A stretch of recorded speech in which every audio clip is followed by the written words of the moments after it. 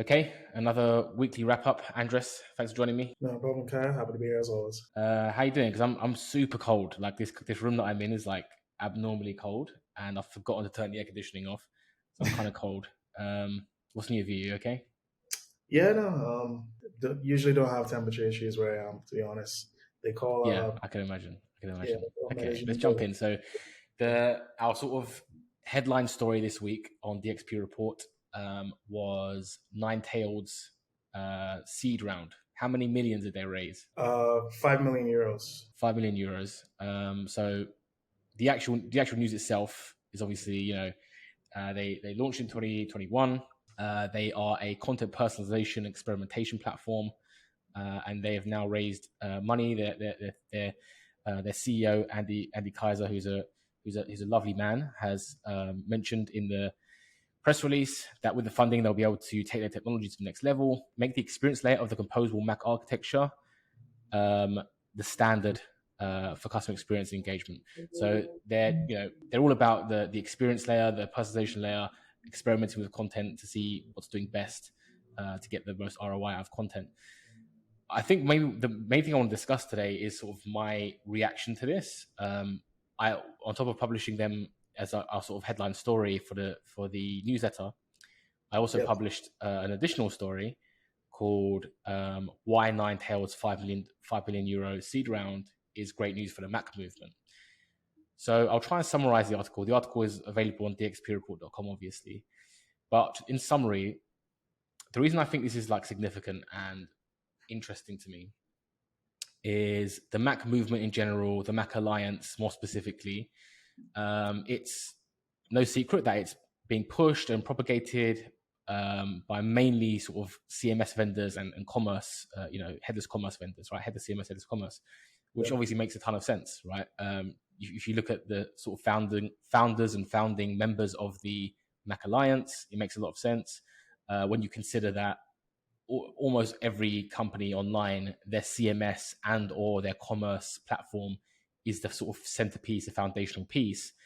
When you consider all of that, then those companies pushing this and propagating this makes a lot of sense. My argument, sort of not against that, but my argument for why this Ninetailed news is such good news for the space and why it's a model that should be replicated by other startups, outside the CMS space and the commerce space, is because the trend of Mac, like Mac architecture as a trend, as a movement, it needs to extend beyond the CMS realm and the commerce realm, right? There needs to be buy-in from adjacent categories. In this case, personalization, right?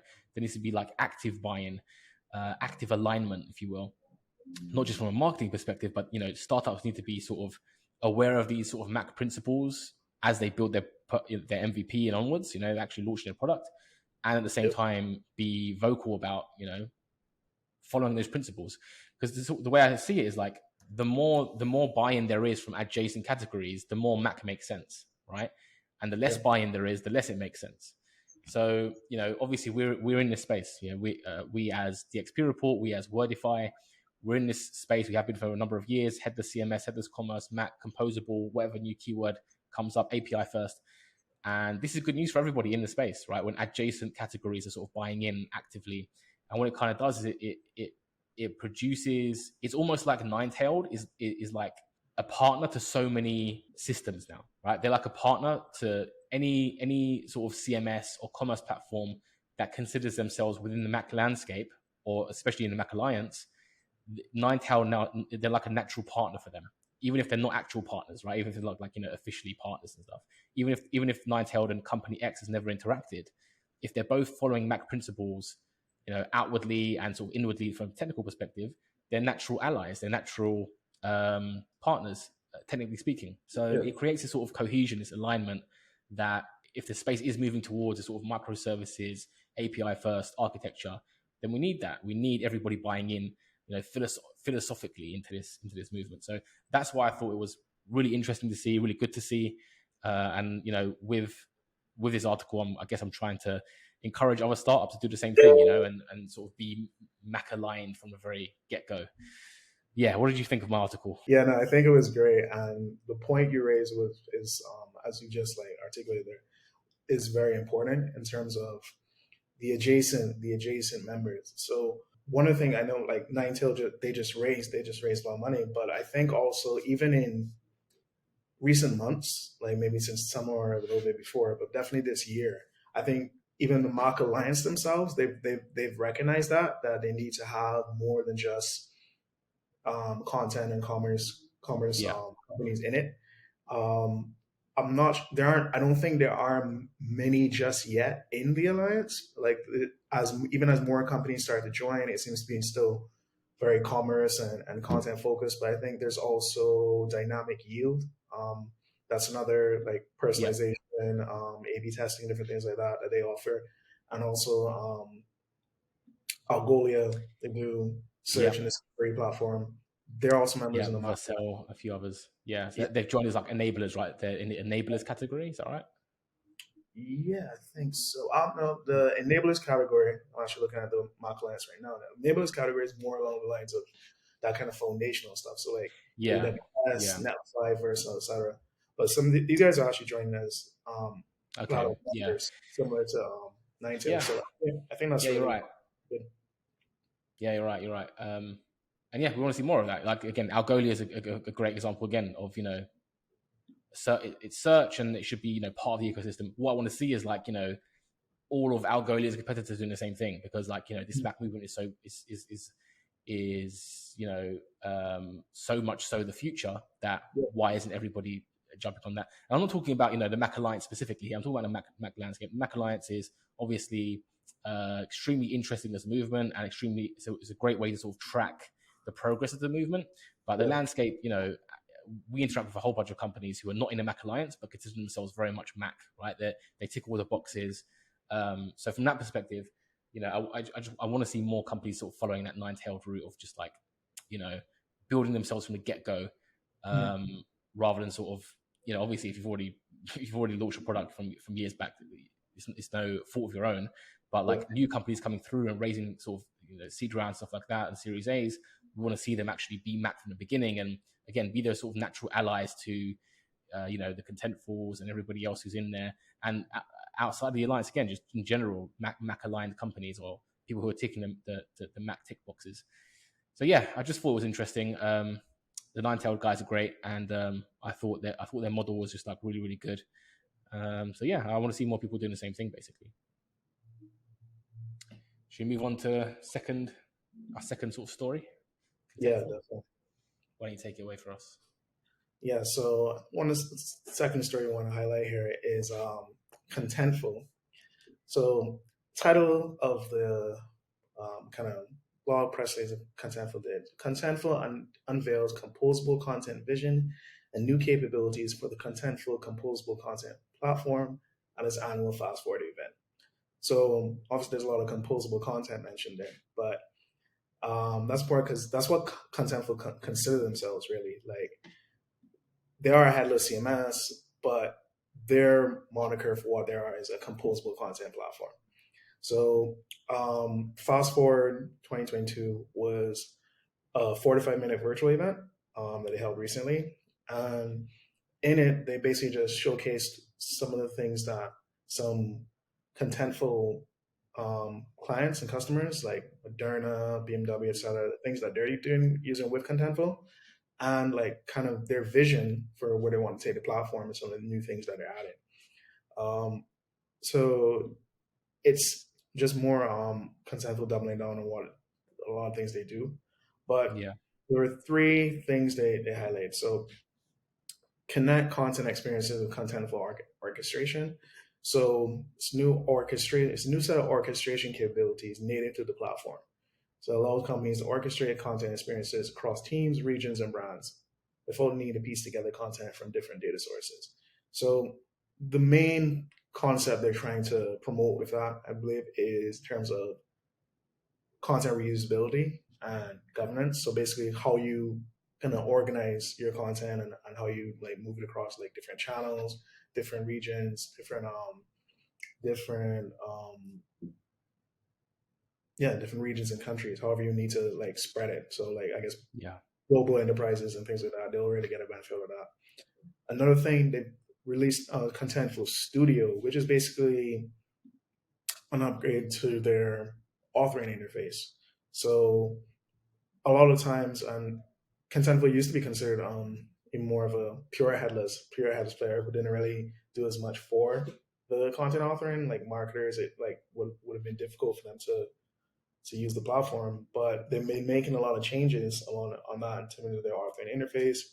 So with Studio, they were able to marketers able to work without developers having to do everything for them, and it's a lot of things are like other like hybrid CMSs have been pushing in the space for quite some time. So it's kind of converging, and I think that when we get to the third article, that's going to be an interesting point. But one other thing they added was extensions to their app framework, so to allow developers to create and install third-party integrations.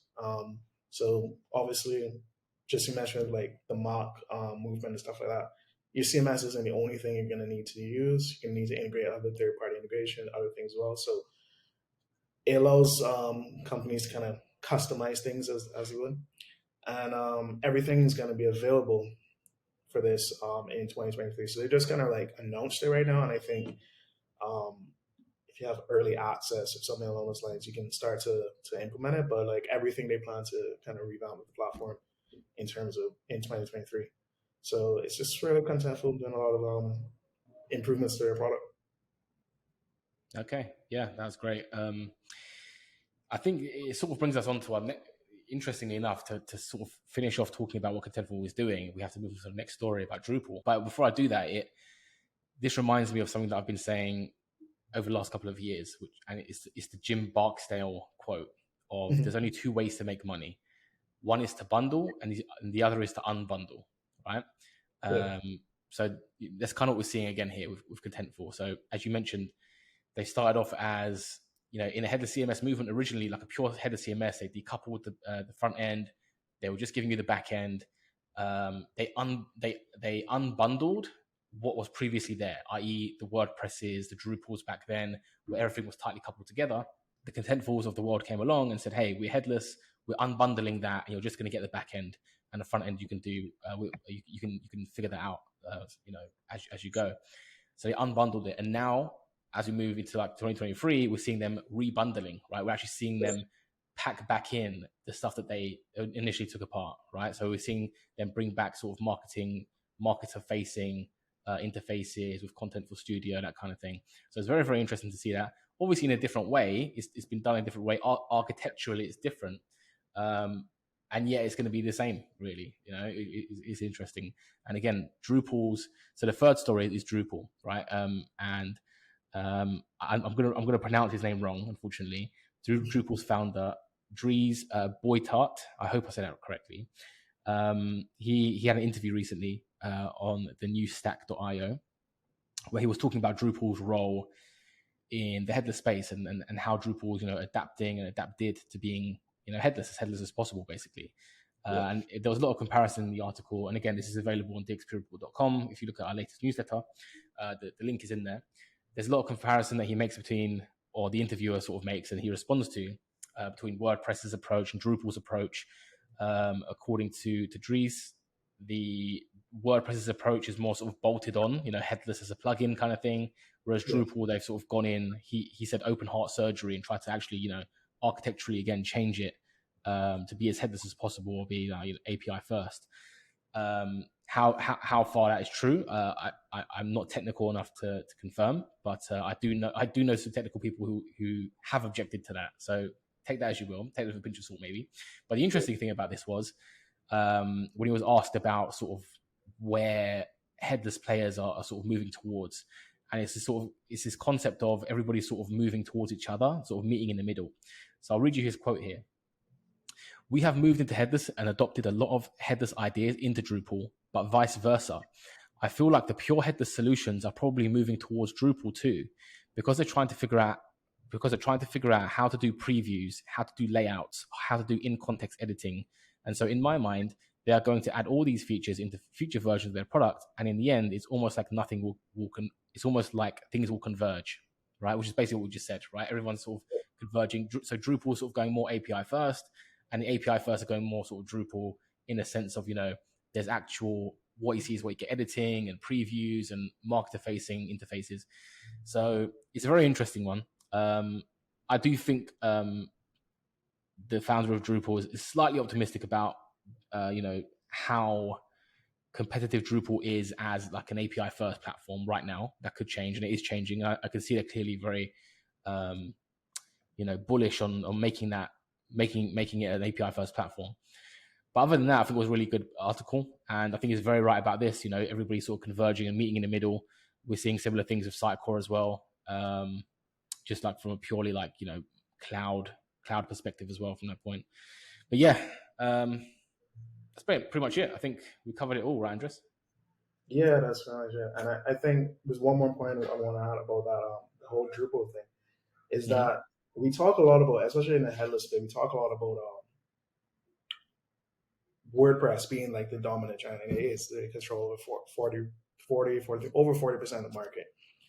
But Drupal does have a fair share of the market themselves, considering like I think it's like 1.2, 1.8% of all like websites or something like that. So it's interesting that in a way you can think, if you want to think of like WordPress as a dominant force, Drupal is maybe, let's call it number 2 in terms of I think maybe Joomla and other things like that.